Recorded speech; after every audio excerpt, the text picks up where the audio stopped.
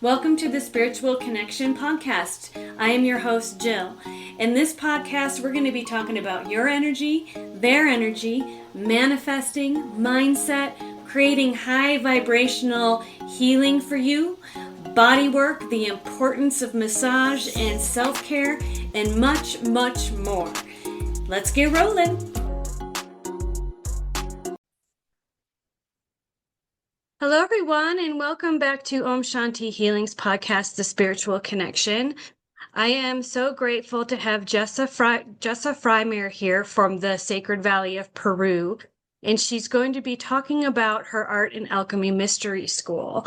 Thank you for being on this morning with us.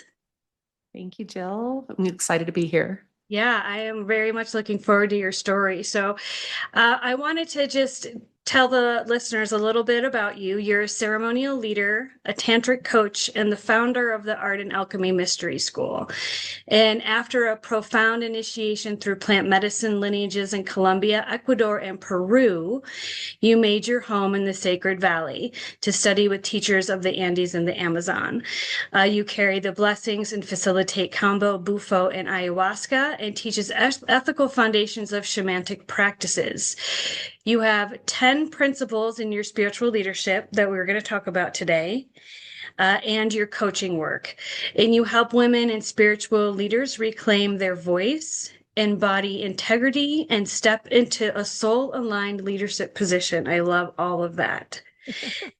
Thank you so much. So let's begin with just your story. I love the storytelling on my podcast, where we kind of begin with the dark night of your soul moment, and what happened there, and then your journey through it and out of it, and how you are today in your practice and in your healing work that you do for other women.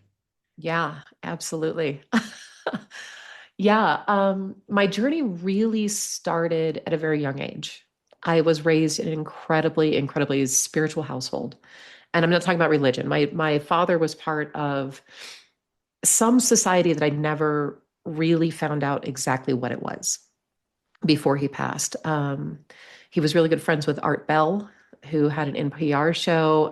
There was all sorts of stuff going on in the background. And I was raised attending the Ostara Church in California, which is a meditative church that's led by a psychic medium, and my dad calls it, I received a zap, but a third eye activation around the age of 7 or 8. I also received Shaktipad with the followers of Anandima in Boulder, Colorado, while I was pregnant with my oldest son. And after that, I really just left spirituality. I left all the woo-woo stuff behind and set off on an epic adventure of my own. During that time, I met the man that would become my husband, and I was married for over 22 years. And my husband was a very dark person that I didn't see going into the relationship. We had 3 children together, and when we separated and he left, he took my daughter with him. And I have not seen or spoken to her for almost 11 years now. Oh my goodness. Yeah, and it was without my permission and without my knowing. And Do he you know left where behind. they are, or if she's Because okay?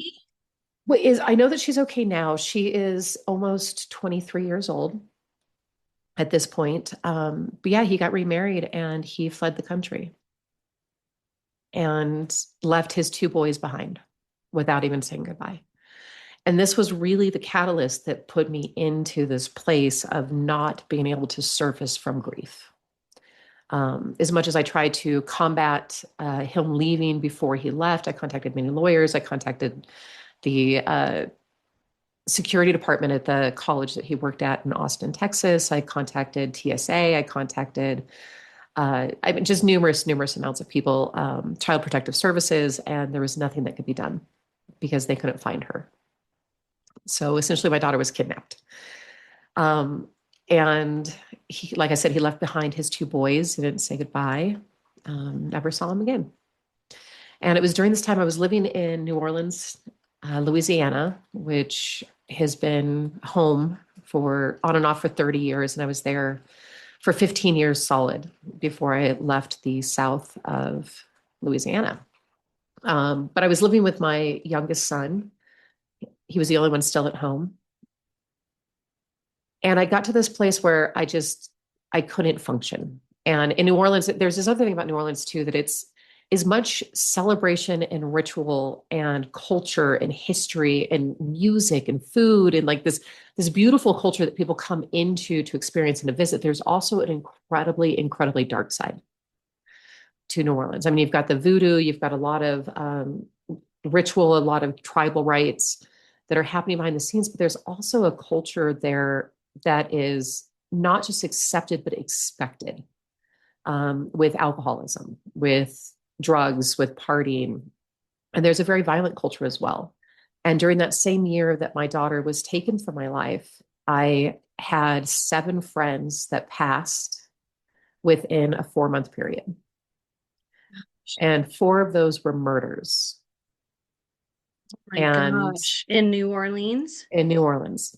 Yep. And then there was one of my friends that got struck by lightning at a festival and passed. Another friend that he passed from cancer.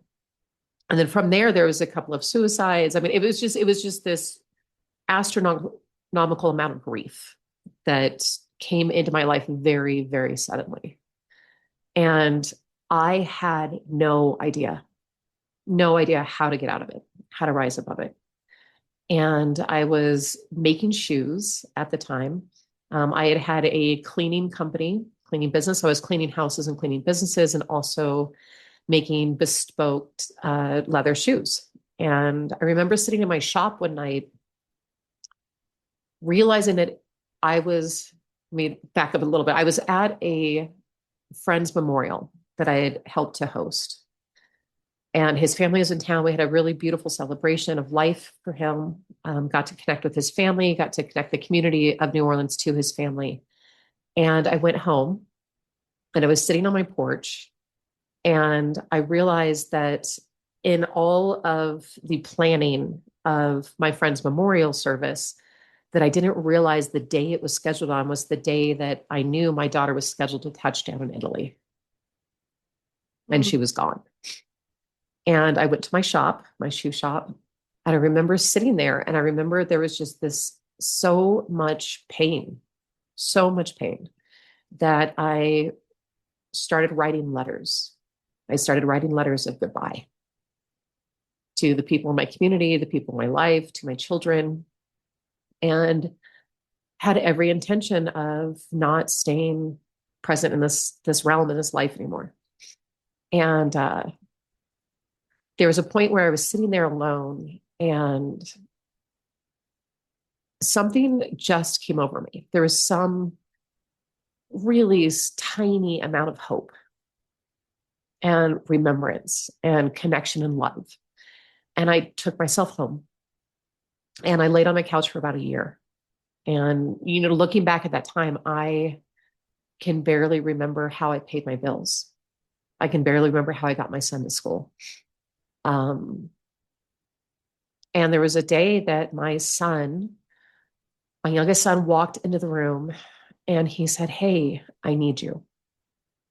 And I don't remember if it was like, "I need you to help me with my homework. I need you to fix dinner. I need you to help me walk the dog." I don't remember the context of which he said, "I need you." But the words, "I need you," they stuck deeply. And that was the moment that I decided to get up. And at first, I had no idea what to do. And I also had no perspective on what it was that I was healing from, or like what had dragged me down so deep. Because I'd always been one of those people that was able to keep their head above water, no matter how difficult things got. I always had a positive outlook on life, a good perspective. And this was farther than I'd ever been into the depths of the shadow of my own darkness. And from that point, I went to a doctor and we tried a antidepressant. I was on it for a week and it was not working. I did not feel good.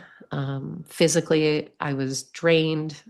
Mentally, I was foggy. Emotionally, I couldn't, really discern what emotion was moving through me at any point in time.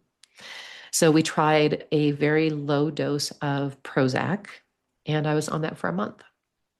And towards the end of that, I had a friend of mine in the New Orleans area that came to me and asked me to help him make a costume for a huge, very well known Mardi Gras party called Mom's Ball.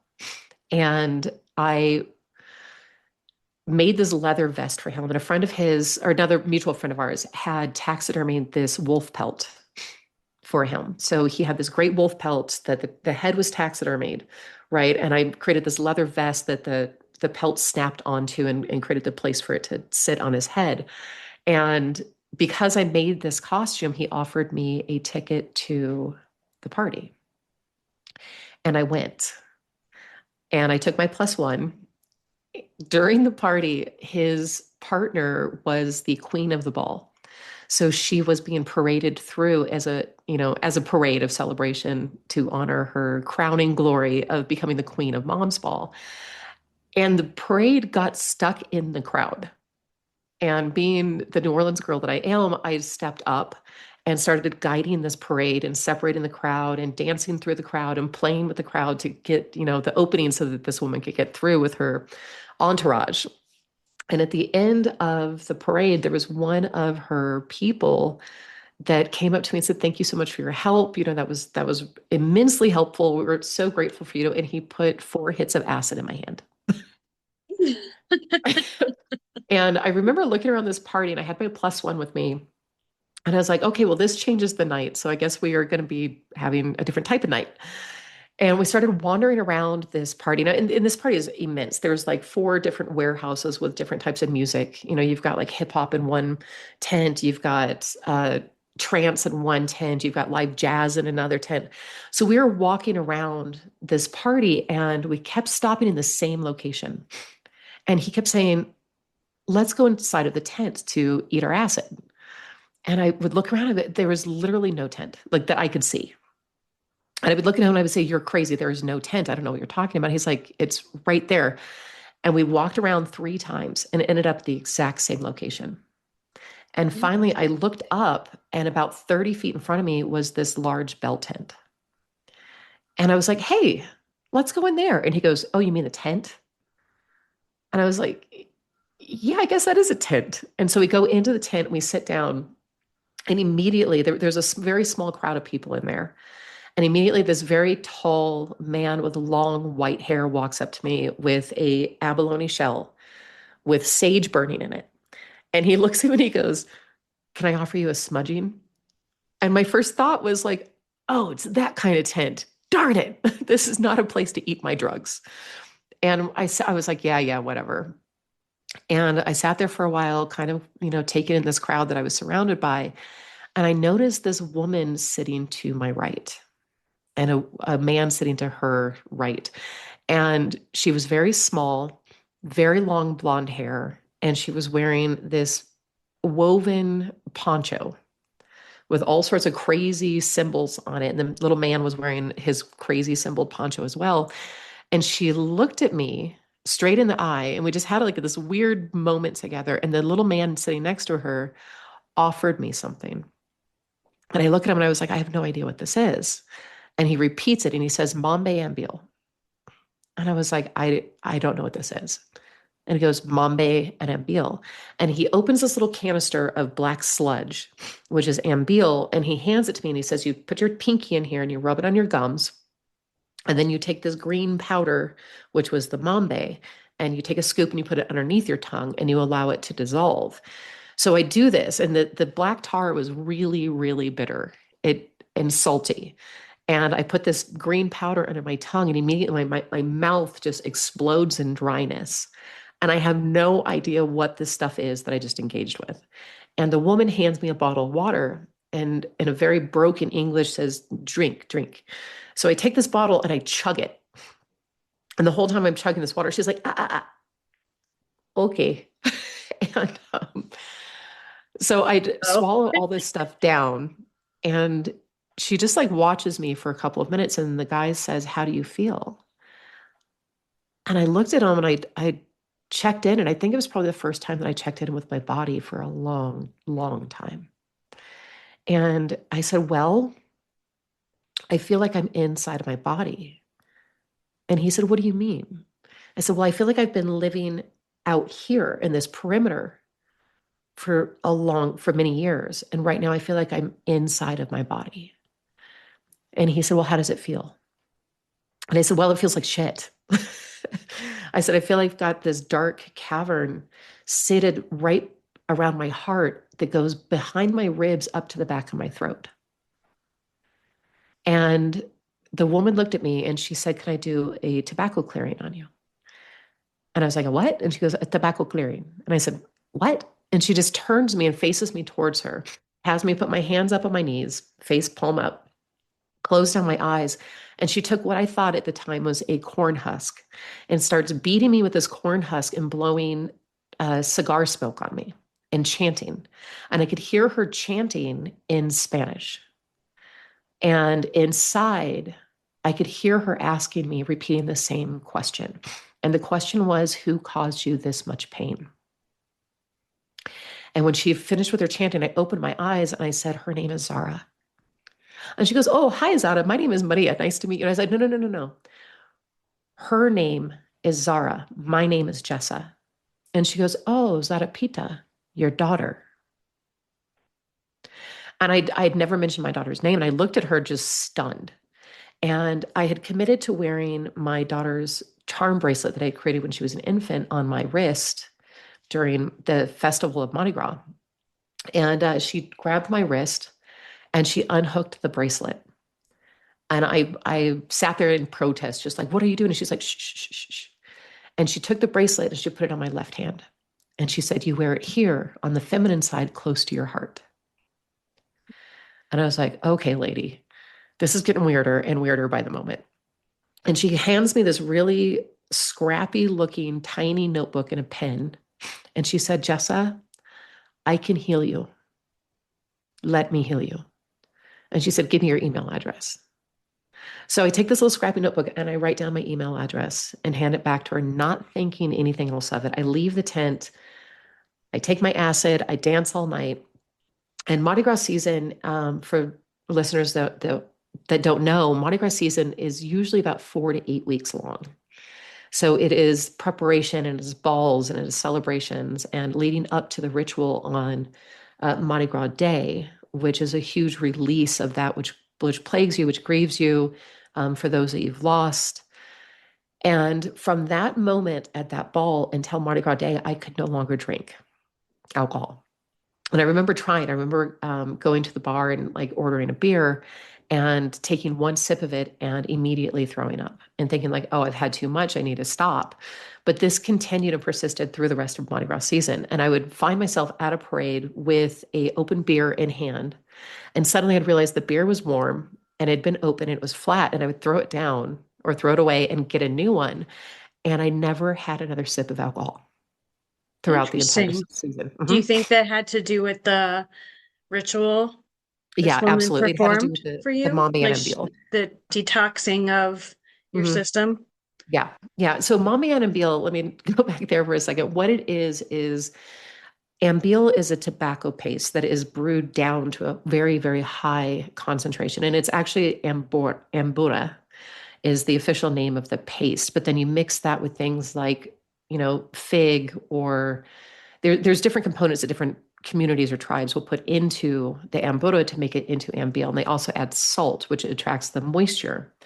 But tobacco is in the relation of the grandfather. So it opens up your line to your ancestors, right? And the mambe is coca leaf that has been roasted and ground. And there's a couple, well, usually what we call, I don't think of it in Spanish, biocarbonate. Uh, that's added into it so it absorbs better into your mouth. And when you do this mommy ambila, usually what you do is you allow your saliva to swallow down the paste that it creates inside of your mouth very, very slowly. And what it does is it connects you both to your ancestors, both to your deepest knowing and to your deepest truth. Because that's what coca does. It opens up the language center within our throat so we can speak without ego. We can speak from truth. Right. So it was plant medicine. And I hadn't realized at the time that I had ingested this plant medicine in a very non-traditional way. Um, Did anything else come up besides the root of your pain being your daughter leaving? at that time in that tent, no, that was the main thing that had come up. It was just there was just so much pain, just landing back into my body for the first time in probably 5 or 6 years was, really the initiatory process of what launched everything that followed from there. So about a week after that Mardi Gras season, I got an email from this woman inviting me into a ceremony there in Louisiana. And I had all of these excuses. I was like, yeah, I'll come. And the first night was going to be a mushroom ceremony. And the second night was going to be an ayahuasca ceremony. And I was like, yeah, I'll come for the mushroom ceremony and I'll do one of those froggy things that you're offering, not knowing what they were at the time. One of them was combo and one of them was bufo. And I'd been experiencing a lot of joint pain. And now I know that that joint pain was coming from the trauma. It was coming from the buried emotions and the grief that I was carrying.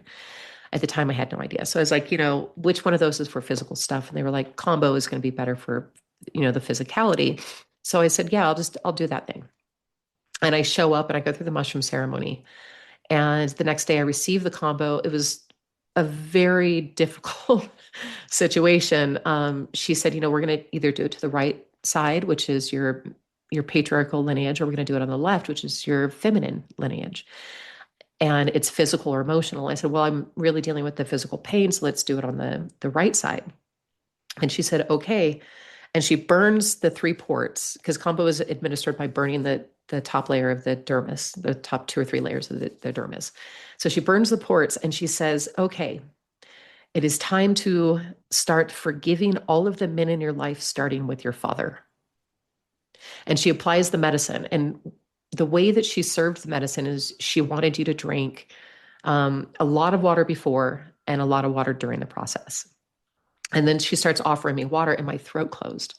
And it was like my body was saying, we are not letting go of any of this. This is not happening. And so I could not take water in. I could not purge out. I ended up passing out and they kind of just laid me down in the middle of this field and let me be there for several hours. I woke up in the middle of like the midday sun, went back to my bed within the place where we were staying and slept for 5 hours. And I remember I would have these sensations of like icicles within my body that it felt like it was growing these icicles that were piercing through my skin. And I would wake up freezing and I would go to the bathroom and was just emptying liquid out of my body. It was just urinating a lot. It felt like gallons and gallons. And I would get warm again, go back to bed. And this happened a few times, but it was my body's way of processing what I would not permit it to release. And I prepared to leave. And they said, well, where are you going? I said, well, I've been on Prozac for a month. I can't sit with ayahuasca because it's contraindicated. They're like, no, we gave you some stuff last night. We gave you some Syrian rue and watched for signs of serotonin toxicity, and you exhibited no signs. You're on an extremely low dose. You haven't been on it for the last 4 days. We think you can sit for tonight with ayahuasca. And my initial response was, no. Nope, you're trying to kill me. This isn't happening. I'm not going to do it. And I can't afford it. And they said, well, we didn't ask you to pay us. We just asked you to stay. So eventually I decided to stay. And I sat through my first ceremony. And it was interesting because I think when we go into any type of plant medicine work and we have expectations on what it's going to look like, what it's going to feel like, or what it's going to be like, we inhibit our ability to drop into the space that is being offered. Right. So I received the medicine. I was unable to keep it down for very long. And I was like, oh, this isn't effective.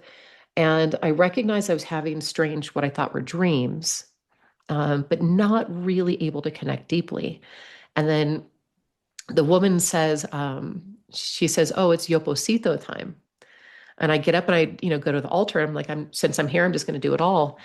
And she has this mountain of powder dust in her hand and a tepe, which is a long pipe that the medicine is blown through.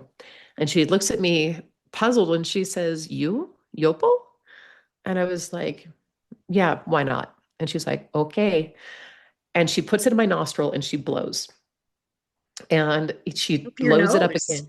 Yeah, it goes into your nostril and they Okay. blow. So the powder goes in. And immediately I felt this, like, or I tasted what tasted like roasted hazelnuts, is the best way to describe it. And she does the other side and she's like, okay, enjoy. And I go and I sit down in my spot across the fire from her and she's watching me really intensely. And suddenly my body starts to convulse. I'm about to purge. And she just looks at me and she points to the purge holes because she had purge holes dug into the earth. And I go to the purge hole and I purged for probably an hour, just drinking water and purging, drinking water and purging. And during this process of this purging, my grandmother, who had passed like 15 years prior, came and sat behind me. And I had a conversation with her. And then then I purged more. And a few moments later, my mother, who had passed a few years prior, came and sat in front of me. And I looked at her eye to eye and had a conversation with her. And the purging continued. Um, and I left the purge hole at one point and ended up back there. And there was something that was trying to move through me. And I ended up howling. I ended up wailing and screaming and just releasing this grief that I had been carrying for so long and left it there in the earth. And it was after that that I ended up back in ceremony with her a week later. And I ended up in ceremony again with her a week after that. And it was at that third ceremony that she came to me and she said, I'm going to serve you rape, which is another powder, tobacco-based powder that gets blown in your nose, and sananga at the same time. And sananga is an eye drop that decalcifies your pineal gland and also opens up your vision. And neither one of them were pleasant. And she said, I'm going to do it at the same time. And I was like, no way. And she said, yes. She said, do you know why I do this? And I sarcastically said, because you love me. And she goes, no, it's because I have seen you working with the medicine very soon. And I said, no, there's no way. This is too big. It's bigger than me. I am not here to do this in this lifetime. And she said, I had a vision of you many years ago and I've been waiting for you to arrive. And I was like, okay. And so she serves me this medicine and she explained that the medicine of Sananga is a water medicine, where the medicine of Rape is a fire medicine. And the recipe for all of creation is fire and water. So I received this medicine, and throughout that week, I started having dreams. I started having dreams of remembrance. I started having dreams of me being in ceremony in very traditionally tribal ways. Um, in past lives, past remembrance, like who's to say exactly what it was? But I started also having prophetic dreams of seeing myself in the future in situations with participants behind the altar. And she came back through town and I said, what did you mean when you told me that you saw me working with the medicine soon? And she said, I have seen it. I have seen you. Like I said, I've been waiting for you to arrive. And I asked her, I said, will you teach me? And her immediate response was, I do not take on students. And for you, yes. And this was on a Tuesday. And she said, we leave Thursday. And that weekend, I started traveling with her. And we did ceremonies every weekend for a year. And every weekend, I was receiving the medicine, working alongside of her, learning her traditional ways from Colombia, learning the songs, learning the interactions with the participants, learning the intake, learning the integration process, learning just everything that it took in order to hold the space behind the altar. And it was within that year that there were certain things in the practices of her, mostly in her relationship, that were not within alignment. They were not within integrity. And I decided to leave the apprenticeship with her. And the day that I decided to leave that apprenticeship was the day that I met Taita Alejandro in Ecuador. And Taita Alejandro is also of the Colombian lineage. He's from the Putumayo in Colombia. He is 8 or 9 generations deep with plant medicine work. And he invited me to Ecuador to learn how to make the medicines and how to hold the space. And the thing with Taita is that when I went to work with him, the first year that I went, I took 15 other people down with me. They were also interested in learning more deeply about plant medicine and the practices of ritual and ceremony. But Taita would sit us down without any medicine and he would speak. He would speak for 4 to 8 hours and we would listen. And he required us to not take notes while we were listening to him and just to listen, to receive the transmission that he was offering. And after every time he would speak, I'd go back to my dormitory and I would just take the most detailed, intense notes that I could possibly remember from everything that he said.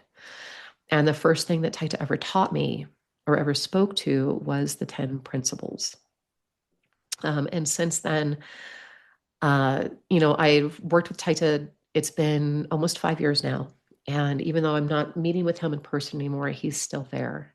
I still follow his traditions. I still follow his rituals. I still drink the medicine every month by myself so that I can clean my own energies in order to hold that space with an open heart for those that come to me. Right. And I still communicate with him when things come up. He's still my sounding board of like, hey, I'm not trusting my own discernment right now. How does this feel or sound to you, to get that reflection back, to know whether or not I'm on path or on track. Periodically, he'll also message me or call me and be like, hey, I had a dream about you. You need to go on this great cosmic scavenger hunt to make this specific tool to do this specific thing with. But with Taita, like I kept feeling the call to work with the Ikaros. And the Ikaros are the sacred songs of the plants. And he said, if you want to work with the Ikaros, you have to go to Peru because it's within that lineage, within that tradition, and it's not something I work with. And he said, you also should be working with as many different teachers as you can find. So it was through that urging that I ended up in Peru. And in Peru, I started doing dietas, which is a very deep dive isolation. The tradition I work with, the isolation is 10 days in your own little private tombo is what it's called, your own little private screened in house within the Amazon jungle. And you're receiving ayahuasca ceremony every other day. And then there is a process of arcana, which is like really deep music and prayer and cleansing that happens to initiate you and really bond that allyship that you're building with the other master plant that you're drinking. So at this point, I've done 5 different official dietas with my teacher here in Peru. I've also done 2 dietas on my own and am aligned with 10 different master plants. So Fascinating. yeah. So this is part of your 10 steps that you teach people when they work with you. Yeah. Let's start to talk about the 10 principles. Can you share Yeah, a little bit about what each one of them governs, I absolutely. guess, and the intention around it? Yeah, absolutely. Yeah, the 10 principles, like I said, is the first thing that Taita ever taught me. And it is something that it has continued to unpack itself and unfold itself over the last 5 years. So they're on your hands. And the very first one viewers that are not watching will not be able to see, but on the first right hand, you have integrity, building relationships. The Okay. third one is a universal symbol that everybody recognizes, but it is your opinions and your advice and to keep them to yourself. The next one is honoring sacred silence. The fifth one is good job or encouraging of others. And then on the other hand, you have patience, courage, trust, self-discipline, and compassion. So these are the 10 things that you need to hold in place in order to honor your own truth within. These are the 10 guiding principles that allow you to be in a space of holding space for others and also holding space for yourself. And the class that I've developed, I of course went to Taita first and asked permission and his blessing in order to teach what he has taught me. And he gave it very openly, very willingly. He said, I'm glad that you appreciate the stories that I offered. And Taita's founding belief and The reason he has taught what he has taught outside of his community of wisdom keepers that have held this wisdom for generation upon generation is that he received the message that the medicine needs to get to every corner of the planet now. And when I say medicine, I'm not just talking about plant medicine. I'm talking about whatever it is, the truth that you hold within your heart that came here to actualize the most audacious dream within your soul contract. That is the medicine that you carry. And you might not be a shaman, you might not be a plant medicine facilitator, you might be a Reiki practitioner, a body worker, a singer, a drummer, a dancer, whatever it is that's going to awaken and alive in the heart of those that you are interacting with. That is the medicine that you carry. That is the medicine that is being asked and called upon to be awakened in this time with so much confrontation, right? It's such a time of conflict on our planet in every way you look, between brother and sister, human heart to human heart, and also within the environment and within the earth itself. It's just everything is in conflict right now. And the only way through this is to open ourselves into the truth that we carry and to allow our voices to become the echo of what is being spoken through us, right? Of that deeper truth. So Yeah. the 10 principles really offer you a way to align with that truth that you carry inside Mm. that is unquestionable and undeniable.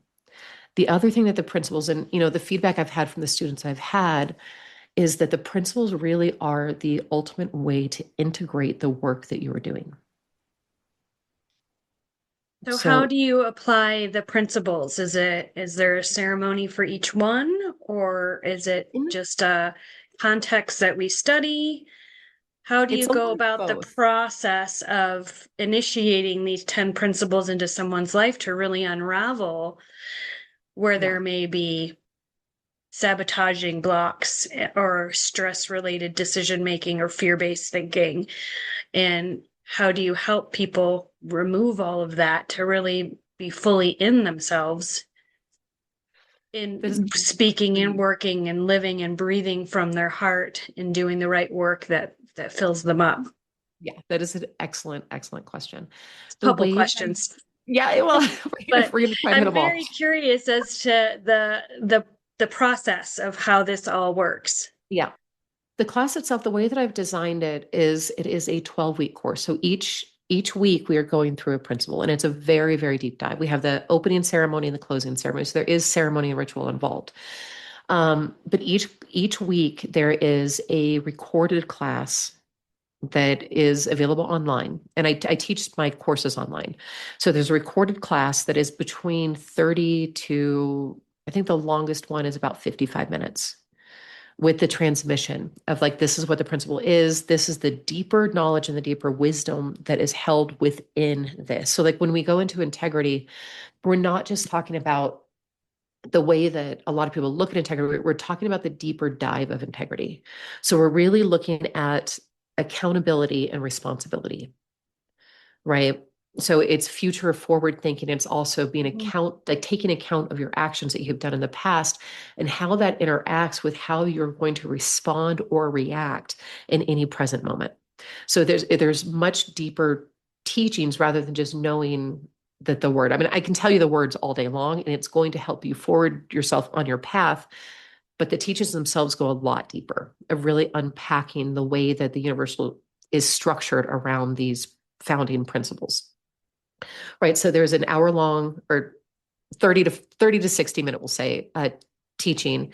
There are journal prompts. So there are specific questions that I have crafted in order to draw out your interactions, your personal interactions to each of these principles, your personal relationship to each one of these.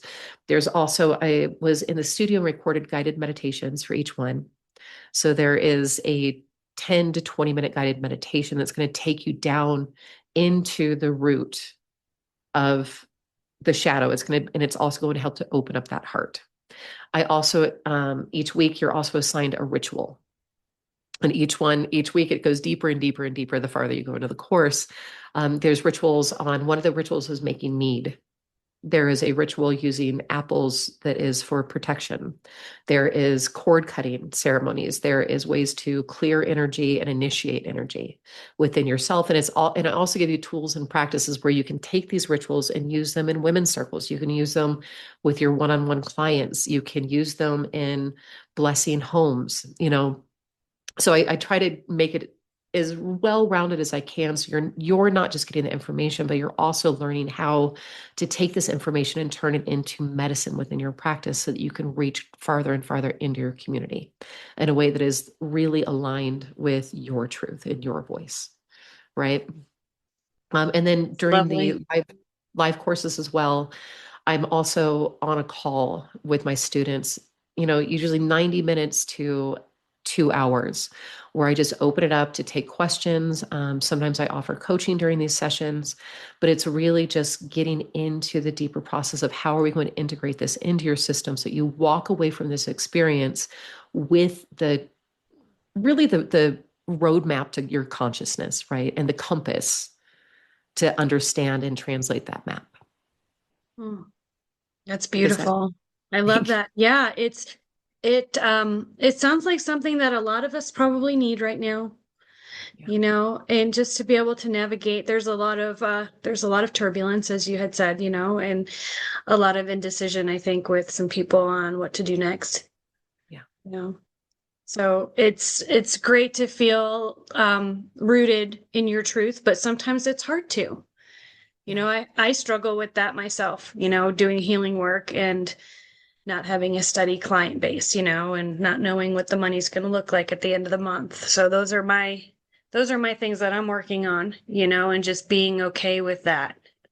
Trying to Yeah. be okay with that, right? And showing integrity in everything that I do. And there's a lot of stuff going on there behind the scenes. So you had talked to me about you wrote me about some scenarios of some client work that you did. Mhm.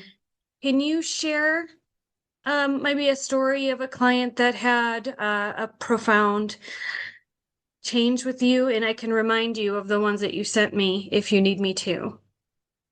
I remember. Okay. Okay. Mm. So, you sent me two different stories of like really great transmission based healings and teachings with this specific client. Share the story of the kind of beginning, the during, and the after of this client and the shifts that you saw in that person. Yeah, I think that the one that's popping out the most right now is because I sent you two testimonial stories about one of them Mhm. was for the 10 principles and one of them was about the coaching work that I do. Yes. Right. Yes. Vedic So astrology and yoga. This client was in for many yeah, years. yeah. Yes. So she is somebody that is doing the journey through the 10 principles with me. And she has been a soul seeker for, most of her life. And that's the thing is that we are always our entire life searching, right? We are always we are never actually separate from spirit. That's the big illusion that we have, is that we are separate from source. And there also is the greater truth within that yes, we are separate from source because we are here to allow source to recognize itself, right? And this is going to go a little in the dimensional understanding, but going from that first dimension of all being into the ninth dimension of all knowing. Like that is the progress through the dimensions is to get to that point of source seeing source, right? Recognizing itself through us. So she had been a seeker her entire life. She'd encountered many different books, many different teachers, and she is really deep into Vedic astrology. She's an esthetician. Did I say that right? Um, and she has recently undergone cancer treatment for the ovarian, I believe it was ovarian cancer. And she, at the very beginning of her journey through her healing process with cancer, was spending a lot of time with her family, specifically her mother, and starting to come into these places of old patterning and that old tension and, walking through this process of healing from cancer and really like feeling your body betraying you. And then having the reflection and it being within your feminine parts, then having the reflection of your mother that you recognize as somebody that also has betrayed you and feeling betrayed by your own body. So she was really in this place of like trying to unravel these layers of shame and trying to unravel these layers of betrayal. And she jumped into the 10 principles with me, and we're actually doing a one-on-one container right now so I can support her through her healing journey and also give her the space and the grace that she needs in order to expand within the information that's coming at her. And it was within, I think it was really, it kind of started landing home during the second principle, which is building relationships. And there was something that shifted in her understanding of her mother, where she was able to step back and stop taking it personally and started recognizing her mother for being on the journey that her mother is on and her being on the journey that she is on, and was able to separate this out, which gave it a little bit of space, just enough grace within that gap It's to see her powerful. mother in a different way, and also to be able to recognize herself not just as a child of her mother, but as a child of spirit, and to really start holding herself and all those little inner child parts and pieces that we have, being able to start showing up for herself and that inner child that she carries as the mother that she was never able to have. Right. Oh, yeah, I can relate. Yeah, that's powerful stuff. And separating the mother and the obligation to mother, right? That's huge. And feeling like you need to take care of mother, you know. Yeah. My mother is an adult and they're on their own journey with their own story. And it's not, that's powerful because it's not her responsibility. Yeah. It's Yeah. awesome. Okay, keep going. Let's hear more. Ah, yeah. That's The other, fantastic. Yes. thank you. Yeah, the other thing that I offer and that I do is I do coaching. And I never imagined myself in the one-on-one container with coaching. So I was like, oh, life coaches, whatever, and this kind of coach, whatever. Like there's so many coaches out there, and there's so many great coaches out there. But I never imagined myself being this person that was going to be a coach. I'm a shaman. I'm a chakaruna is the term that I like to use. Chaka meaning bridge, runa meaning person. So I'm a bridge person, which is, essentially shaman. And I do ritual and I teach people. And so it was never within my ideal life to be a coach. And I had the opportunity to study tantric coaching. And I took the opportunity and studied. And what I started understanding when you really get into the roots and the foundation of Tantra, most people think Tantra is pleasure. They think about Tantra, they think about sex, they think about pleasure, they think about all of these different things. That is really, when you get into Tantra, that is the cherry on top of the advanced course. And when we're really looking at what Tantra is an integration and a full embodiment of all parts of you coming home.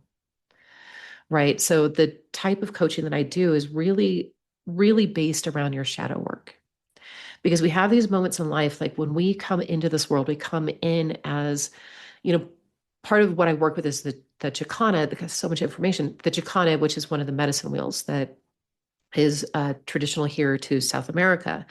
So in the Chicana, there is one of the directions is to the designers or the architects of this realm, right? It's to the great heavens, the cosmic fires and stars and planets above our heads, forever reminding us of the through line that we are connected through the fire of our heart and the fire of the earth. But part of that particular direction is not just the architects of this realm, the creators of this game, but it is also the children or the new life waiting to come through, those closest to source. So when we come into this life, we come in with this great connection to this innocence, to this hope, to this light within. Um, and as we grow, things start to happen. And this is, when the ego starts to form, we start to build.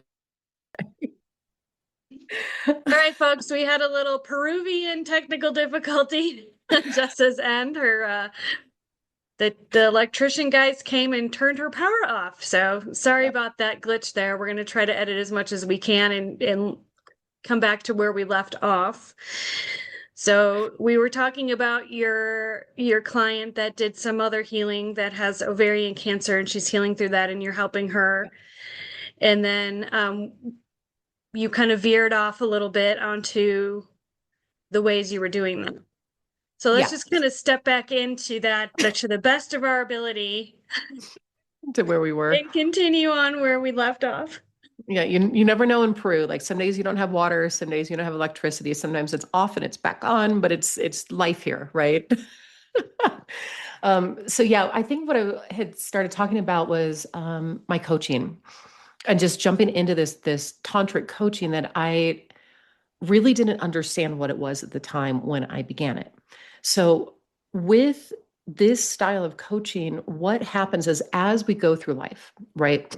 We come into these situations, these scenarios where the way I always express it is that we start to understand and realize that the movie doesn't have a happy ending, right? So these childlike parts of ourselves that are full of wonder and curiosity and light and joy start to get exiled. They start to get put into these containers that are surrounded by protectors. They're surrounded by these ways that we will interact and or interface with the world in order to keep those parts safe.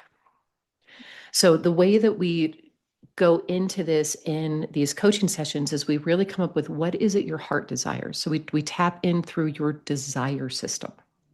Like, and then building on that, the five senses reality. Like, what do you see when you have this desire present in your life through your imagination, right? What do you How do smell? you get into the heart's desire? Is there steps that you take kind of backwards? Yeah. Well, what we do is I start out by asking, like, what is it you desire in your life right now? Okay. What do you desire? And I don't want to share too much about this client, but there was something really big in her life that she wasn't willing to admit to herself about continuing her family, right? And so it's like, okay, well, if you continued your family, if you had children or another child, what would that bring present to your life? What would you be able to access if that was present? And it was a sense of adventure, a sense of wonder, a sense of joy, a sense of completion, right? So then we just keep going down the pathway of the desire until we get to that one thing that really is the soul's desire, your heart's desire. So, what is it that is behind you wanting a new house? Let's say a client came to me and they said, well, I want a new house. Well, it's like, why? Why do you want a new house? What does that provide for you? And when we get to that point where they're saying safety and stability, that is the desire that we work with. So, what is underlying the spiritual thing that you desire? What is the underlying spiritual thing that is going to allow you to have this earthly thing? Or what is this earthly thing representing inside of your system that is going to allow you to access the highest points of yourself? And so, once we have that desire, then we drop into the five senses reality.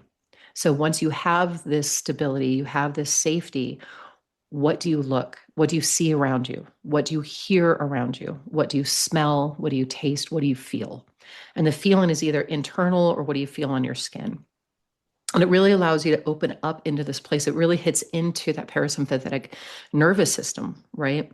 And then from there, it's starting to scan the body. Like, what is true in the body? Where is the resistance in the body?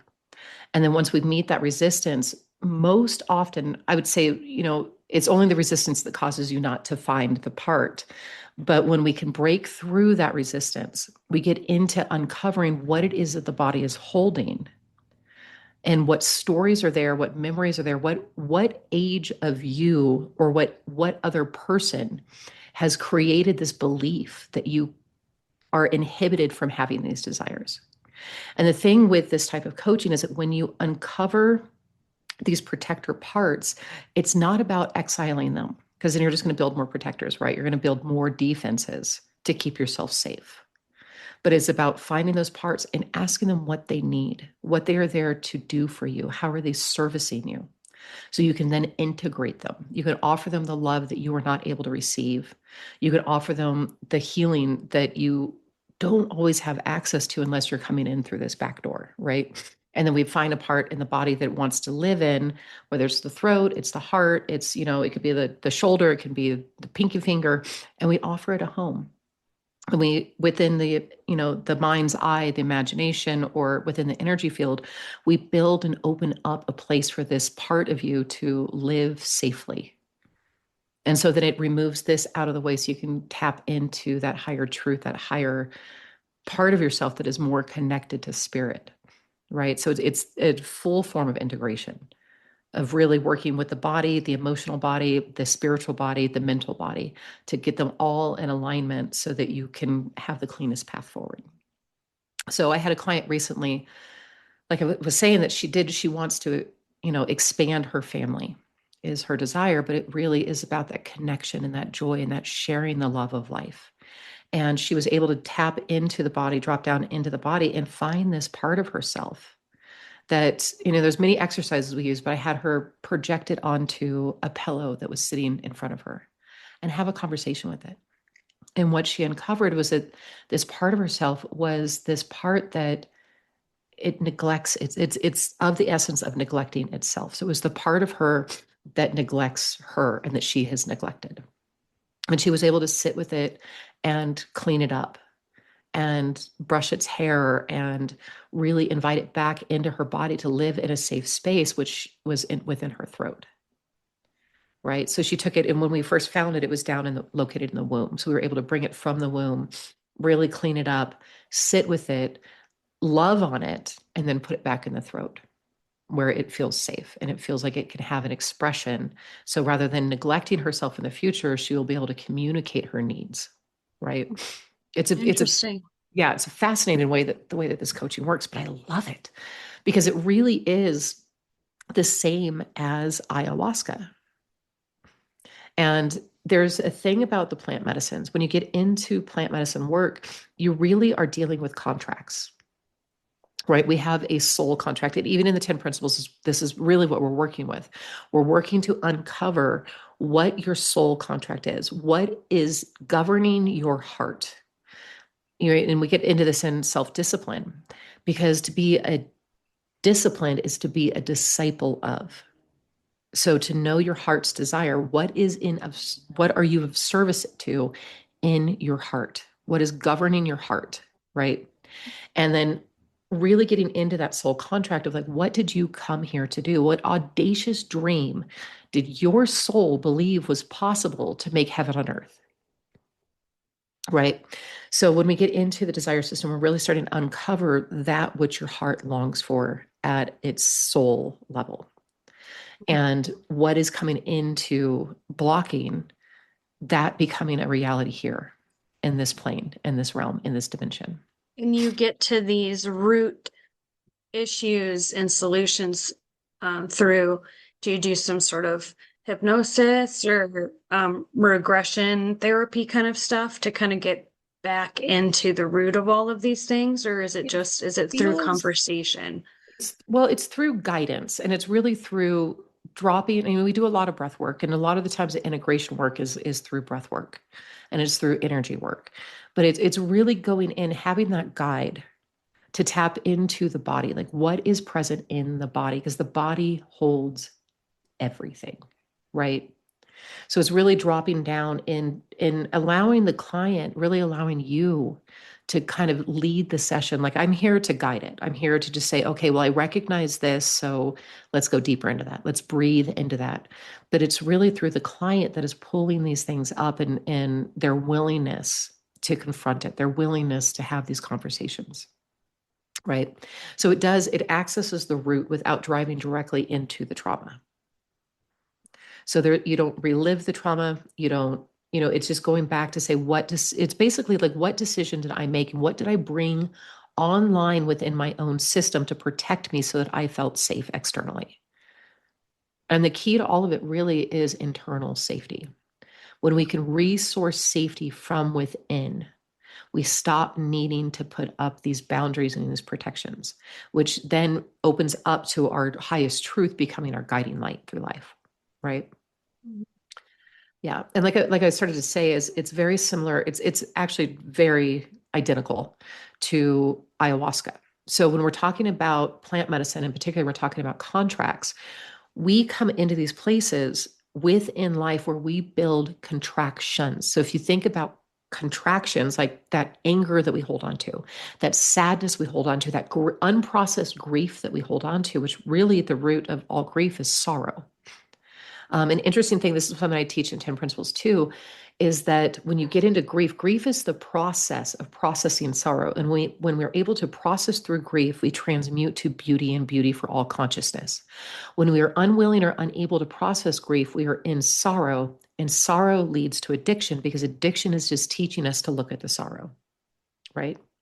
So Mm. the root cause of all addiction is sorrow. And we Mhm. all have addictions. And I'm not just, I say addiction, people think about drugs, they think about alcohol, they think about these Mhm. extreme situations. But it's really like we get addicted to bad relationships. We get addicted to pain. We get addicted to social media. We get addicted to resourcing outside of ourselves that which makes us feel okay or safe, right? So when we can really come into this place of looking at what it is that we're unwilling to process because, with our addictions or unable to process through our addictions, what sorrow is it? What separation from source is it that we are unwilling to look at, which really starts then getting into the root, right? So back to what I was saying about plant medicine and this coaching style. So the plants work with contracts. So what is the contraction? So when we hold on to the anger, it's a contract we have built with another person to feel a certain way. So we contract, right? And so what ayahuasca itself does is it is a flashlight in the darkness. She takes you in to show you what your contracts are, show you where you are contracted, where you hold anger, where you hold suffering, where you hold grief, where you hold sorrow, and she will illuminate it and then leave you with the homework. You always get homework anytime you do ayahuasca, but she'll leave you with the homework of like, you can either go choose to clean this up or continue to live with it. But just to acknowledge that it's there allows you to step into that sovereignty of being like, yeah, I'm really pissed at this person. And that's what I'm going to choose to do is to remain angry with them. Right. Or I'm really angry at them. I'm going to relieve this contract by forgiveness within myself or forgiveness of the other person. Like you end up having a lot of options of what you're going to do in order to resolve or continue to live with this contract. When you get into combo offers you the opportunity to purge and to annul the contract. And then when you get into bufo is a reinstatement of your original soul's contract, right? So That you that really thing. have to do all three. You don't One, have to do all three.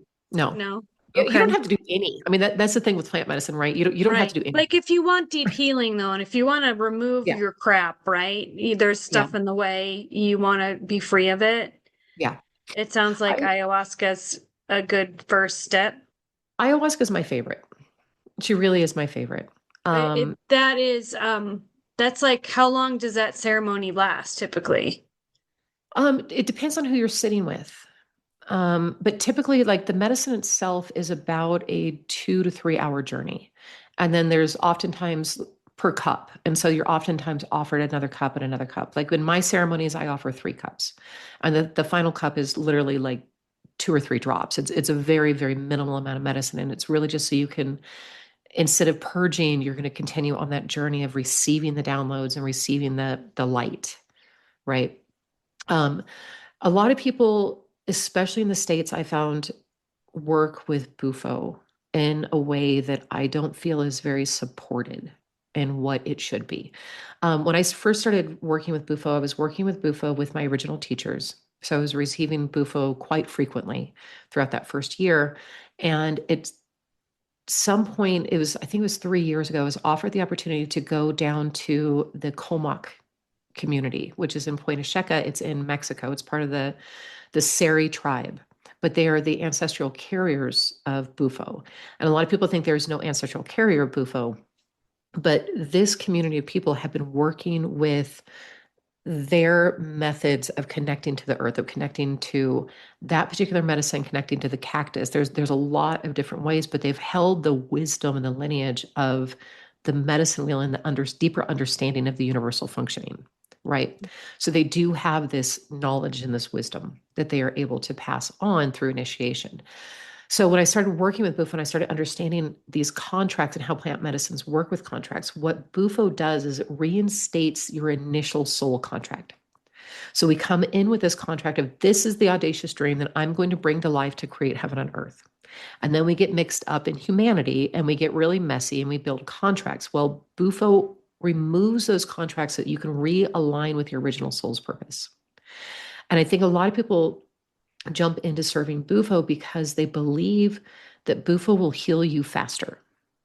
And if you, I don't like to serve Bufo to people that are not already pretty advanced on their spiritual path, because once you realign with that original soul contract, if you go off path, the lessons to get you back there are going to be a lot harsher. Does that make sense? Mm-hmm. So ayahuasca is a much more gentle way of going in just to give you the choice of whether you want to resolve these contracts or not. Where Bufo is like, oh, you came to me. This is what your soul's here to do. This is what you're going to be on path to do. And when you leave that path, the lessons get more harsh to bring you back in.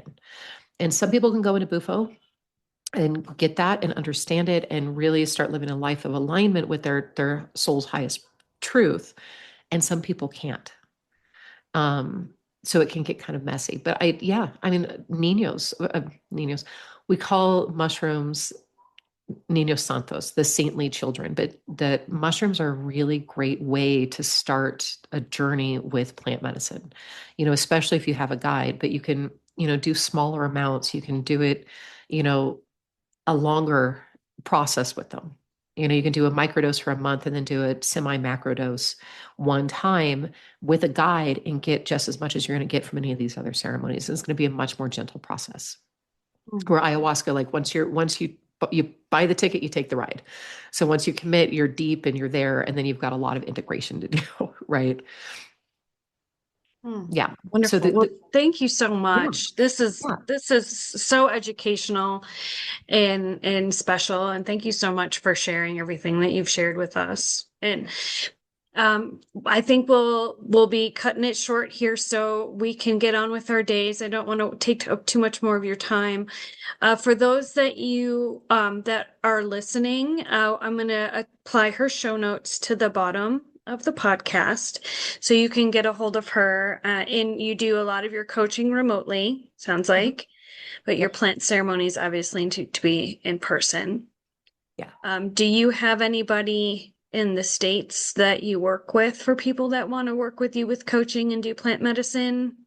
Most of the people that I work with, most of my clientele is within the States, because I was there facilitating so many different types of rituals for so long. So yeah, I do most of my work remote now. With plant medicine, I am very, very particular about who I recommend and who I sit with. But the biggest healing you're going to get when you start working with plants is to come to South America, honestly. So interesting. Well, I am so happy that I met you, and this was great. Thank you so much. Likewise, Jill. Thank you. Thank you so much. And we will see you next time, folks, for the next episode. Stay tuned. That's a wrap for today, folks. Thanks for spending the time with me. And don't forget to check the notifications below on my social media links, my YouTube channel with self-care and meditations, as well as my omshantihealing.com website, where you can get info on spiritual coaching and my online courses. And as always, if you do enjoy my podcast, don't forget to subscribe or sponsor below. We'll talk to you soon. Have a beautiful rest of your week. Bye-bye.